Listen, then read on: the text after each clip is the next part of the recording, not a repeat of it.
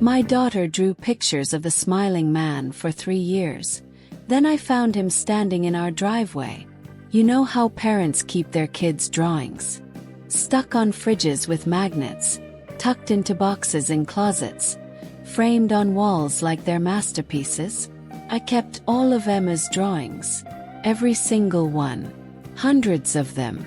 Scribbled rainbows and stick figure families and houses with too many windows and suns with faces that smiled down on everything. Normal kid stuff. Innocent. Pure. Until she started drawing him. The smiling man. That's what she called him. And for 3 years, 3 whole years, I told myself it was just her imagination. Just a phase. Just something kids do when they're trying to make sense of the world. But I was wrong. Because yesterday morning I looked out my kitchen window, and he was standing in my driveway. Exactly the way she'd drawn him. Down to the last detail. And he was smiling. It started when Emma was 5 years old. We just moved into a new house. Nothing fancy. Just a 3-bedroom ranch in a quiet suburb about 40 minutes outside the city. Good schools. Safe neighborhood. The kind of place where people still waved at each other and kids rode bikes in the street until the streetlights came on. My husband, Daniel, had gotten a promotion. I was working from home as a graphic designer. Emma was starting kindergarten. Everything was perfect. Or it should have been. But Emma didn't like the new house. From the very first night, she didn't like it. She said it felt wrong. She said the walls were too close. She said she could hear someone walking in the hallway when no one was there. We chalked it up to adjustment anxiety. New place, new room, new sounds. We told her it was just the house settling. We told her old houses made noises. We gave her a nightlight and left her door cracked open and promised her that everything was okay. But then she started drawing him. It was subtle at first. Just a figure in the background of her pictures. A tall shape standing behind the trees in her crayon forests. A shadow near the window of her stick figure house. I didn't think much of it. Kids draw all kinds of things. Monsters under beds. Dragons in closets. Imaginary friends. It's normal. It's healthy even. Means they're creative. But then the figure started appearing more often. In every drawing. Every single one. And he was always in the same position. Standing. Watching. And always smiling. His smile was the first thing I noticed. Not because it was scary. But because it was wrong. Too wide. Too many teeth.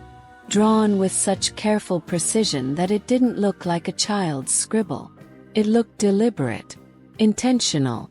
Like Emma was copying something she'd actually seen. I asked her about it one afternoon. We were sitting at the kitchen table. She was coloring. I was working on my laptop, half paying attention, half scrolling through emails. And then I glanced over and saw the drawing. Another one. Playground. Swings and slides and a bright yellow sun.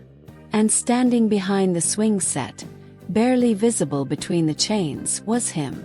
The smiling man, tall. Wearing what looked like a dark suit. And that smile. That horrible, stretched smile. I reached over and tapped the paper. Asked her who that was. Emma didn't even look up. She just kept coloring. Said it was the smiling man. I asked her where she'd seen him. She said he lived in the house. I felt a small chill run down my spine, but I forced a smile. Asked her what she meant. She said he lived in the walls. That he came out at night. That he stood in her doorway and watched her sleep. And when she woke up and saw him, he would smile. So she started smiling back.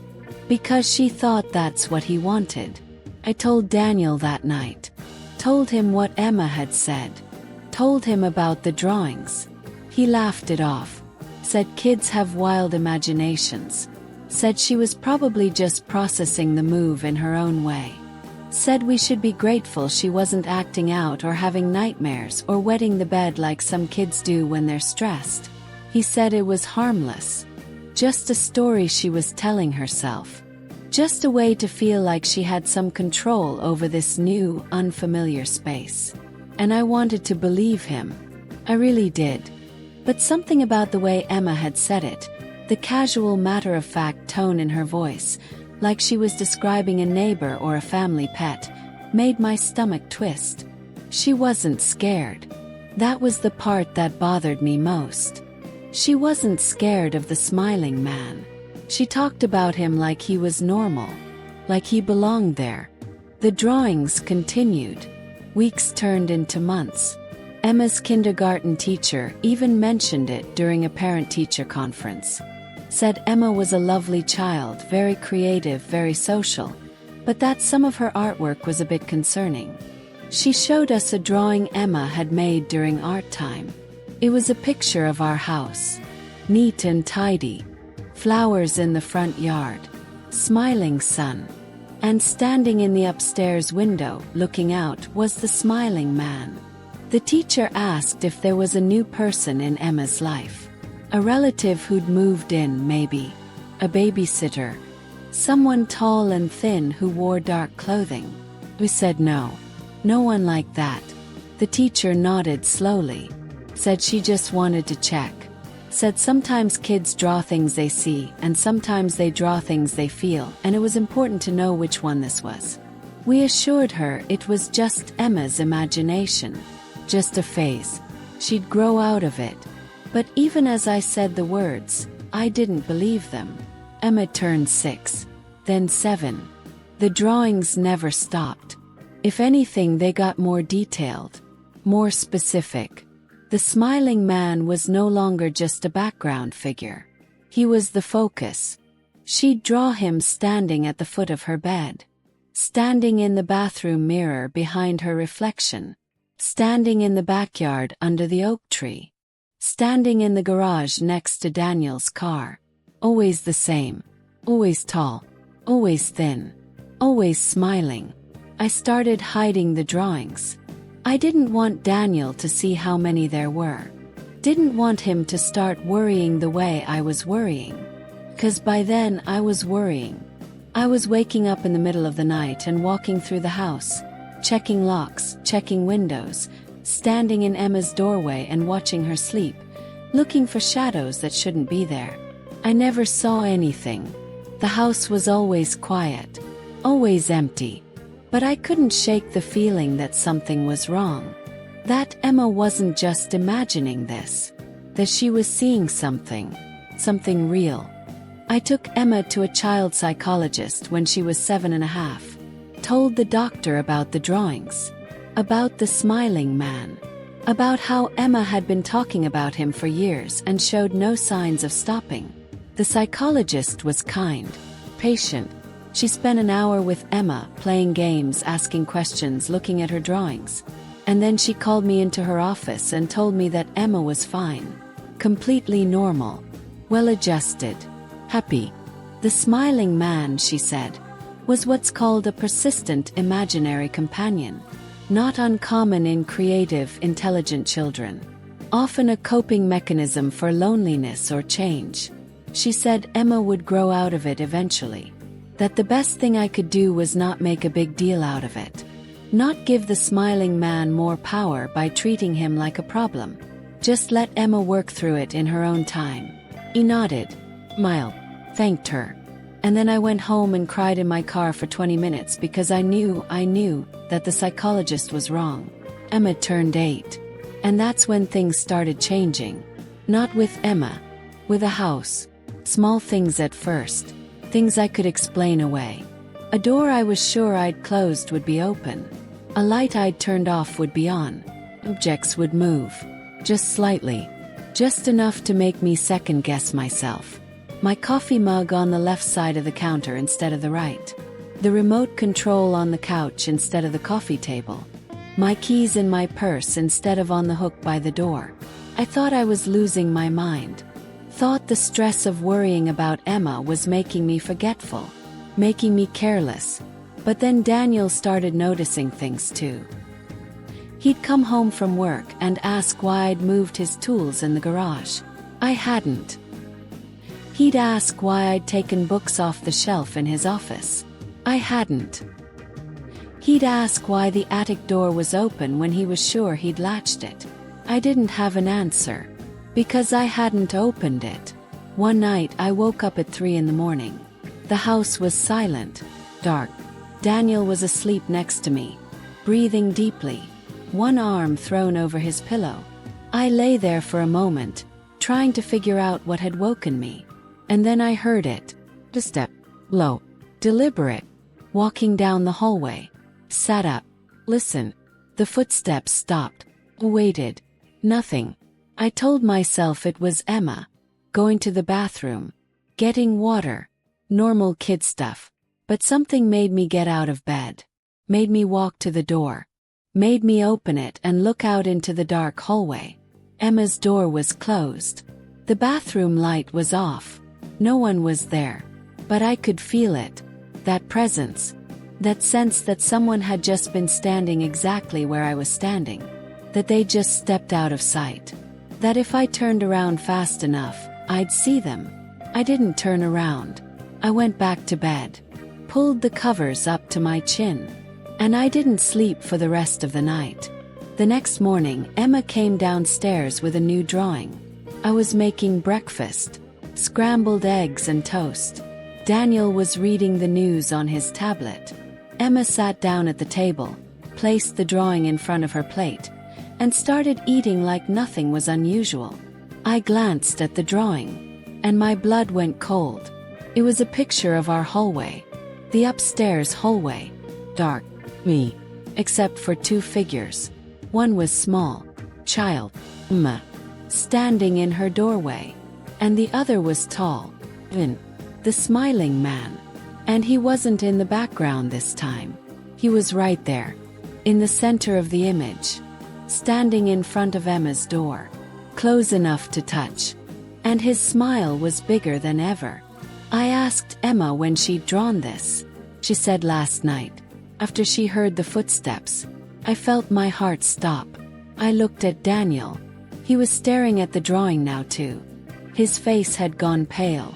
I asked Emma what she meant. What footsteps? She said the smiling man's footsteps. She said he walks around at night.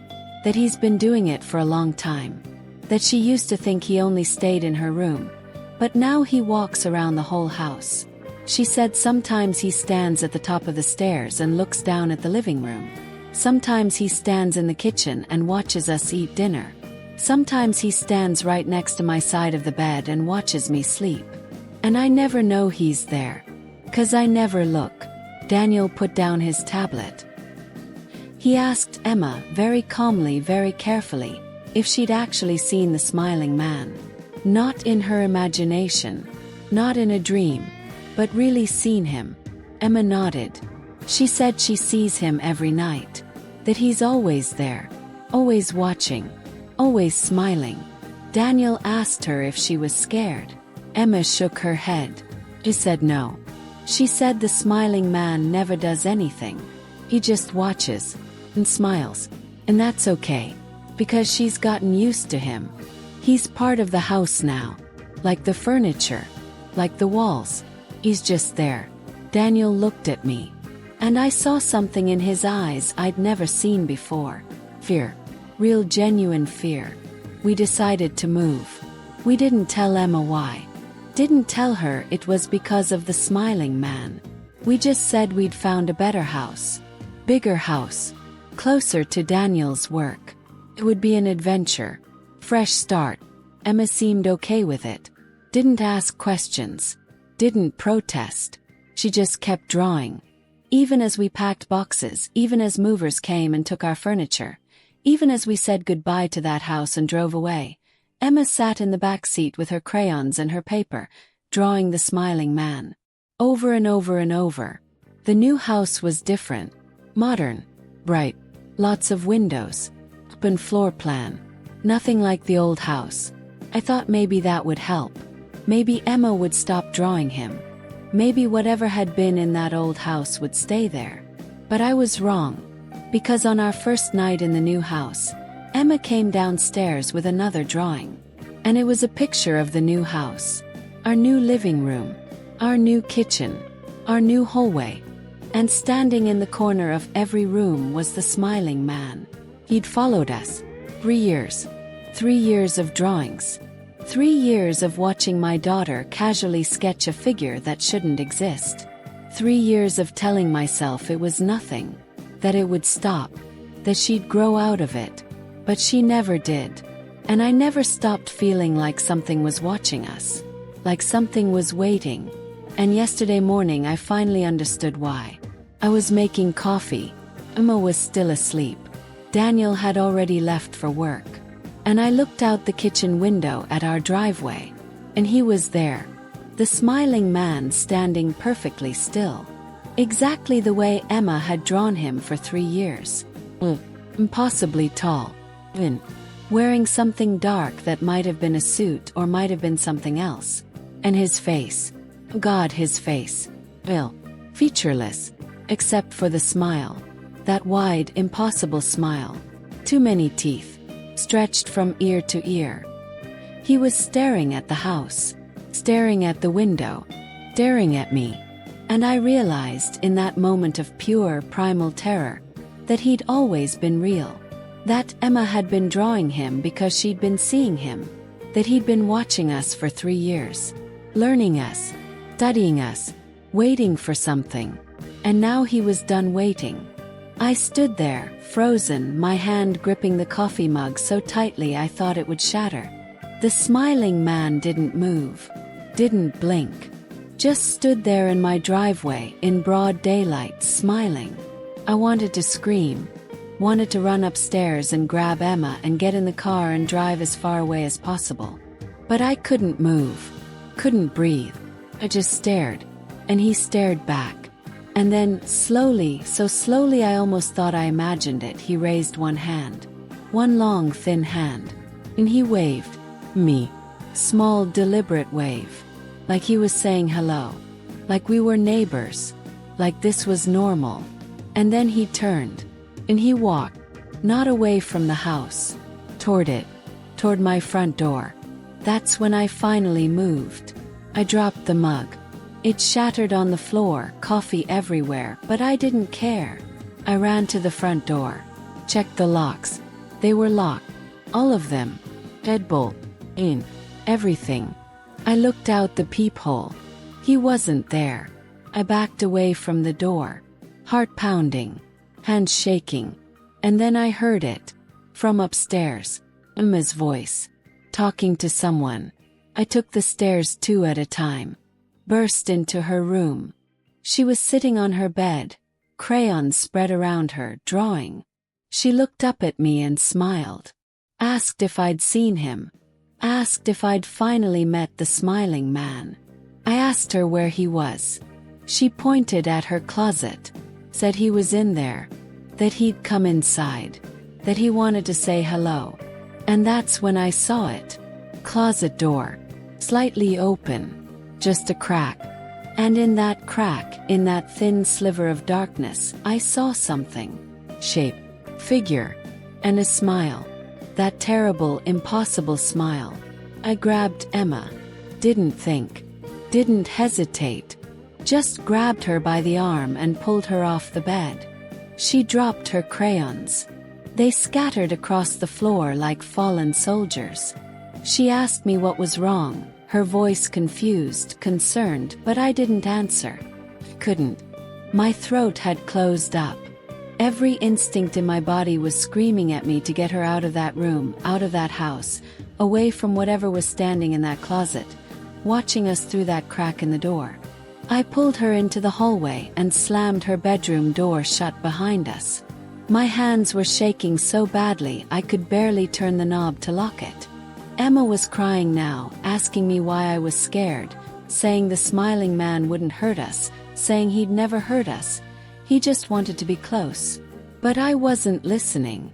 I was pulling her down the stairs, grabbing my keys from the counter, heading for the front door. And that's when I saw it. A drawing. On the floor by the front door. One I hadn't seen before. It must have fallen out of Emma's backpack or slipped from her folder. I don't know. But it was there. And I stopped. Because this drawing was different from all the others. It was a picture of me. Standing in the kitchen. Looking out the window. And behind me, so close his chest was nearly touching my back, was the smiling man. His hand was raised. Reaching toward my shoulder. Almost touching. The date on the corner of the drawing was from yesterday. Yesterday morning. The exact moment I'd been standing at that window. The exact moment before I'd looked outside and seen him in the driveway. Which meant Emma had drawn this before it happened. Before I'd seen him. She'd known he was going to be there. She'd known I was going to see him. Or maybe she'd known he'd been standing behind me the whole time. And I just hadn't turned around. That thought made something inside me crack. Made the fear turn into something else. Something colder. Something that felt like understanding. I looked at Emma. Really looked at her. Her eyes were red from crying, but there was something else there too. Something calm. Something resigned. Like she'd been waiting for this moment. Like she'd known it would come eventually. I asked her how long he'd really been here. Not in the old house. Not in this house. But with us. With her. She wiped her eyes with the back of her hand and said always. She said the smiling man had always been there. Even before we moved to the first house. Even when she was really little. Even before she could talk. She said he used to stand next to her crib and watch her. That he'd follow her from room to room. That he was there when she learned to walk, when she started school, when she lost her first tooth. She said he was always there. Always watching. Always smiling. And she'd drawn him because she thought that's what I wanted. She thought if she showed me enough pictures, if she told me enough times, I would finally see him too. And now I had. And she was happy. Because now she wasn't the only one anymore. Felt sick. I felt like the ground was tilting under my feet. Asked her why. Why her? Yes. Emma shrugged. Said she didn't know. Said the smiling man never talked. Never explained. He just was. Like the sun. Like the rain. Like breathing. You don't ask why those things exist. They just do. And he was the same. She said she used to be scared of him when she was really small. Used to cry when she saw him. But he never went away. He never left. So eventually she stopped being scared. Eventually she just accepted it. And then after a while she started to like having him there. Because he was constant. Because he was hers. Because everyone else in her life could leave or change or disappear. But the smiling man never would. He would always be there. Always watching. Always smiling. And that made her feel safe. My 8-year-old daughter felt safe with a thing that had been stalking her since birth. A thing that stood in closets and watched her sleep and followed us from house to house like a shadow we couldn't escape. I didn't know what to say. Didn't know how to explain to her that this wasn't normal. That this wasn't okay. That whatever the smiling man was, he wasn't protection. He was something else. Something wrong. But before I could find the words, I heard it. Sound from upstairs. A door opening. Emma's door. The one I'd locked. The one I'd closed. It was opening. Slowly. Deliberately. And then footsteps. Coming down the hallway. Coming to the top of the stairs. I looked up. And he was there. Standing at the landing. Taller than any person should be. Thin in a way that didn't look human. His suit, if that's what it was, seemed to absorb the light around him. And his face. That pale, smooth face with no features except that smile. That horrible, stretching smile that seemed to split his face in half. He didn't move. Just stood there. Looking down at us. And I realized something that made my blood turn to ice. I realized that he wasn't surprised I could see him. He'd wanted me to see him. That's why he'd stood in the driveway. That's why he'd shown himself. 'Cause it was time. After 3 years of Emma's drawings, 3 years of hints and warnings and small, escalating signs, it was finally time for me to know, to really know, that he was real, that he'd always been real, that he'd chosen my daughter for reasons I would never understand. And now that I knew, now that I'd seen him, everything was going to change. I could feel it, could feel the shift in the air. Like reality itself was bending. Like the rules I'd spent my whole life believing in were crumbling away. Emma tugged on my hand. I looked down at her. She was smiling. Not scared. Not worried. Just smiling. She asked if we could stay home today. Said maybe we could all have breakfast together. Me and her, and the smiling man said it would be nice. Said she'd been wanting us to all be together for so long. I wanted to say no. Wanted to grab her and run out the front door and never look back. But something stopped me. Maybe it was the way Emma was looking at me. With so much hope. So much genuine happiness. Or maybe it was the way the smiling man stood there. Perfectly still, waiting. Not threatening. Not advancing.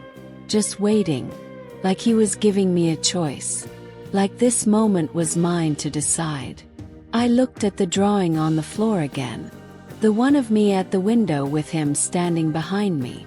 And I realized that in the picture I wasn't screaming. Wasn't running. I was just standing there. Like I'd known he was there and I'd accepted it. Like somewhere, in some part of me I hadn't wanted to acknowledge, I'd always known. Maybe not consciously. Maybe not in a way I could put words to. But I'd felt it. In the middle of the night when I'd wake up for no reason. In the moments when I'd walk into a room and feel like I'd just missed seeing something. In the cold spots in the house. In the doors that opened. In the objects that moved. I'd felt him. And I'd ignored it. Because acknowledging it would mean accepting something impossible. But standing there at the bottom of the stairs, with Emma's hand in mine and the smiling man watching us from above, I couldn't ignore it anymore. I couldn't pretend. I couldn't tell myself it was imagination or stress or coincidence. He was real. He'd always been real. And he wasn't going away. Took a breath. Long, shaky breath. And I asked the only question that mattered. I asked him what he wanted. The smiling man didn't answer. Didn't speak. But slowly, so slowly, he raised his hand again. And he pointed. Not at me. Not at Emma. At the drawing on the floor. The one of me at the window. Picked it up. Looked at it more carefully. And that's when I saw it. Something I hadn't noticed before. In the background of the drawing, through the kitchen window, there was another figure. Small, distant, standing at the end of our driveway. It was Emma. But not the Emma standing next to me. A different Emma. Older. Taller. Maybe 12 or 13. And she was waving. Not at me. At the smiling man. Like she was saying goodbye. I looked up at the smiling man. Then at Emma. Then back at the drawing. And suddenly, with a clarity that felt like ice water being poured over my head, I understood. This wasn't about me. Had never been about me. This was about Emma. The smiling man had been watching her. Protecting her. Preparing her. For something. Something that was coming. Something I couldn't see yet, but that Emma, in some deep, instinctive way, already knew about. The drawings weren't just pictures. They were a timeline, map, prophecy. And every single one of them had been leading to this moment. The moment when I would finally see him. The moment when I would have to choose. To accept him. To let him continue watching over my daughter. Or to fight. To resist. To try to break whatever connection had been forged between them before Emma was even old enough to understand what was happening. I looked at Emma, really looked at her, and I saw something I'd missed before. She wasn't scared, wasn't traumatized, wasn't damaged. She was calm, peaceful, whole. Despite everything, despite this impossible thing that had been shadowing her entire life, she was okay. Maybe more than okay. Maybe the smiling man, whatever he was, wasn't a threat. Maybe he was something else. Something I didn't have a word for. Something that existed outside the boundaries of what I'd been taught was real or possible or safe. I thought about all the nights I'd stood in her doorway, watching her sleep, feeling like something was wrong. But maybe nothing had been wrong. Maybe I'd just been feeling his presence, his vigil. Maybe he'd been standing on the other side of the room, watching her the same way I was. Both of us protecting her in our own way. Both of us loving her. And maybe that was okay. Maybe that was enough. I don't know how long I stood there. Seconds, minutes, hours. Time felt strange, fluid, like it wasn't moving in a straight line anymore. But eventually I made a decision. I set the drawing down on the floor, and I nodded, just once. Just a small, barely perceptible movement of my head. The smiling man's expression didn't change, but something in the air shifted, relaxed, like a tension I hadn't known was there suddenly released. And then he did something I didn't expect. He took a step back, away from the stairs, away from us, back into the shadows of the upstairs hallway. Not disappearing, not leaving, just giving us space, giving me time. And I realized that's all he'd wanted. Acknowledgement, permission, acceptance. He wasn't trying to take Emma from me. He was trying to share her, to be part of her life in a way I could finally see and understand. Emma squeezed my hand, asked if we could have pancakes for breakfast, said she wanted to show me her new drawings, said she'd been working on something special, something I'd like.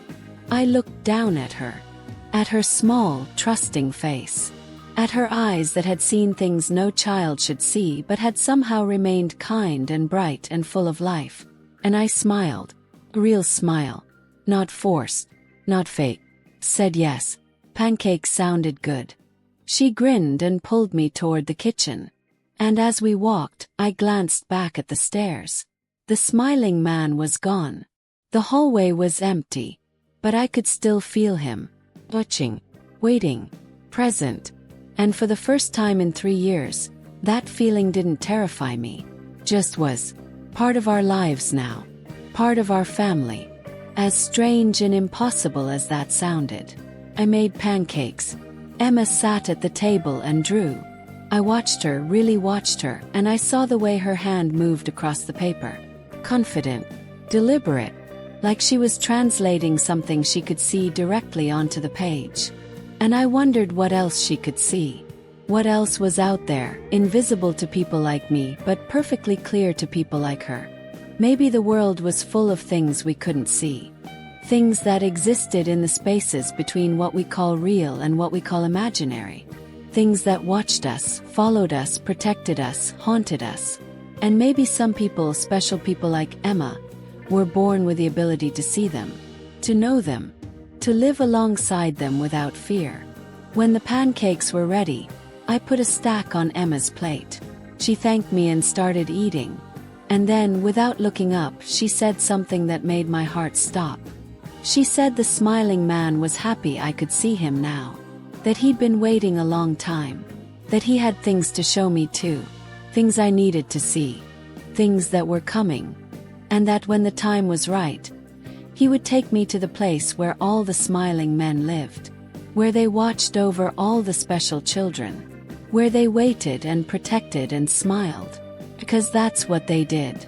That's what they'd always done. Since the beginning. Since before there were words for things like this. I set down my fork. Asked Emma what she meant. Place. She just shrugged and took another bite of pancake. Said I'd see eventually. Said the smiling man would show me when I was ready. Said it wasn't scary. Said it was actually kind of beautiful. She said there were others like her. Lots of others. Kids who could see things. Kids who had their own smiling men. And one day, when they were all old enough, when they were all ready, they'd meet. And they'd understand why they were chosen. Why they were special.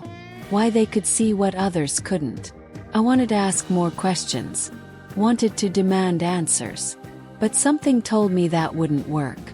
That this was something I'd have to discover on my own. Something I'd have to see with my own eyes. Just like I'd finally seen the smiling man. Not because someone told me he was real, but because I'd been ready to see him. That night, after Emma went to bed, I sat in the living room in the dark. Daniel was working late. The house was quiet. And I waited. I didn't know what I was waiting for. But I knew something was coming. I could feel it. And then I saw him. Standing in the corner of the room. The smiling man. Not moving. Not threatening. Just there. Present. I didn't scream. Didn't run. I just looked at him. And he looked at me. And for the first time I really saw him. Not as a monster. Not as a threat. But as what he was. A guardian. Watcher.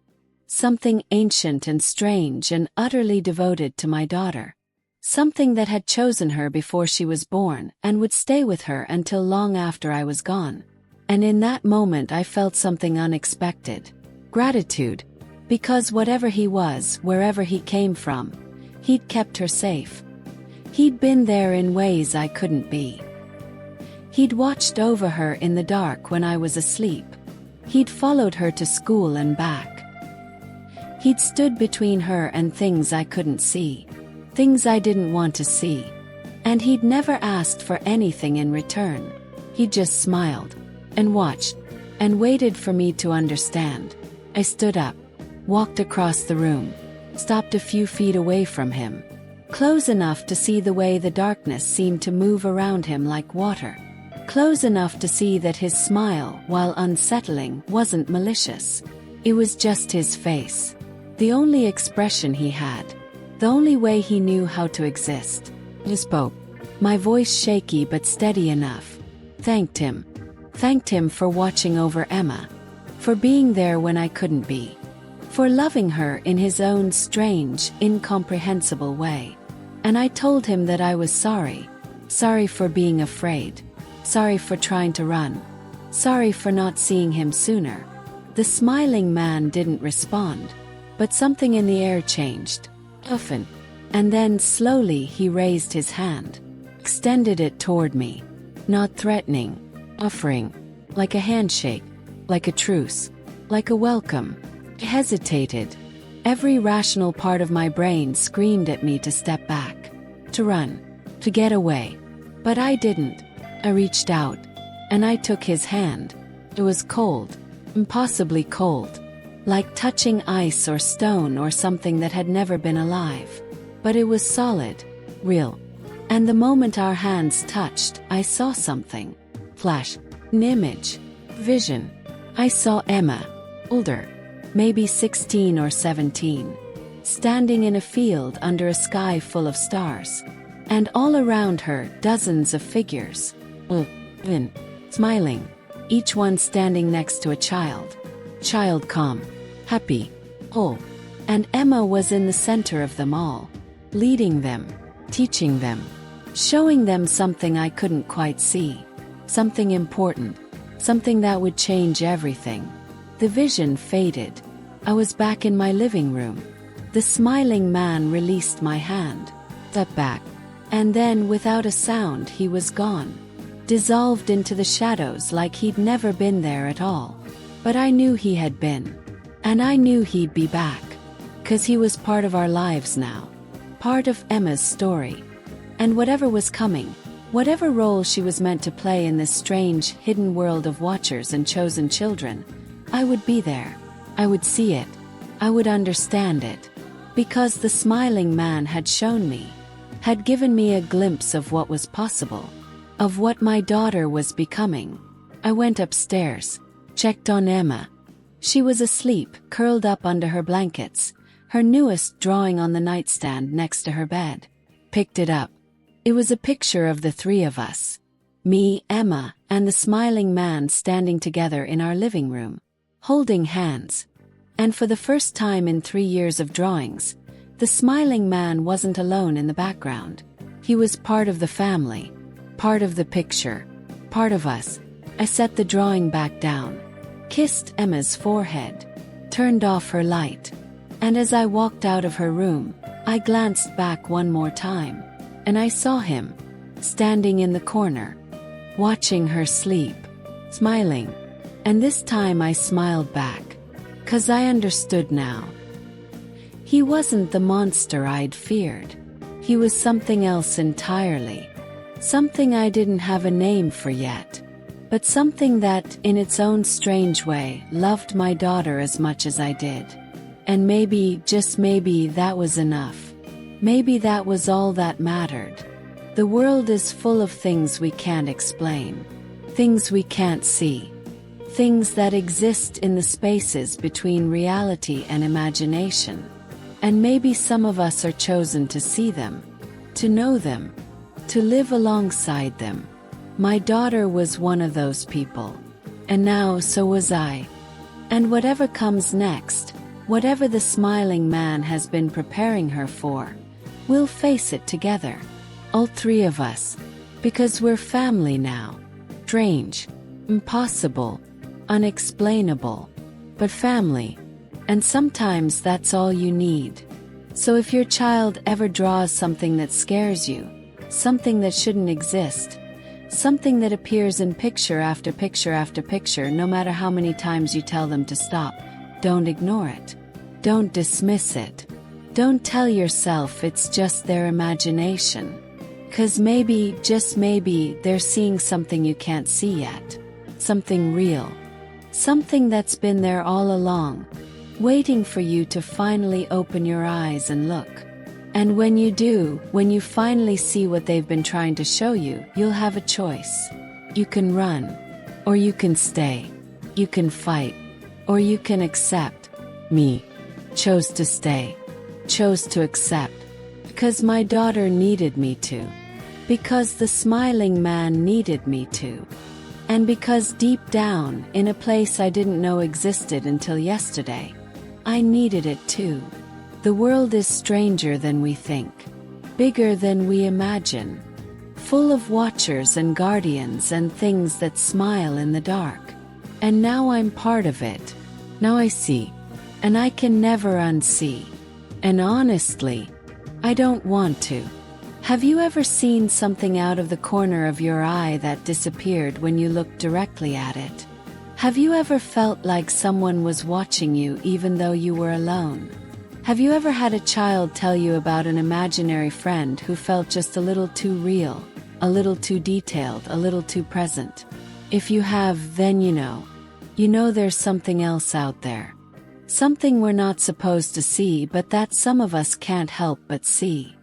And if your child is one of those people, if they're drawing things that terrify you, if they're talking about visitors who come in the night and watchers who stand in corners, don't be afraid. Be grateful. Because they've been chosen. And so have you. Welcome to the other side. Welcome to the place where the smiling men live. And remember, they're not here to hurt you. They're here to protect. To watch. Wait. And all they ask in return is that you see them. Really see them. The way my daughter has seen them her whole life. The way I finally see them now. If this story made you question what's real, if it made you look twice at the shadows in your own home, if it made you wonder what your children might be seeing that you can't, then maybe you're ready too. Maybe it's your turn to see. Drop a comment if you've ever experienced something you couldn't explain. If you've ever felt a presence you couldn't identify. If you've ever known deep down that you weren't alone even when you should have been. 'Cause maybe you're not crazy. Maybe you're chosen. And if you made it to the end of this video, if you had the courage to hear the whole truth, then subscribe. But only if you're ready to see more. 'Cause once you start seeing, you can never stop. The smiling men are everywhere. And they're watching. Always smiling. And now so am I.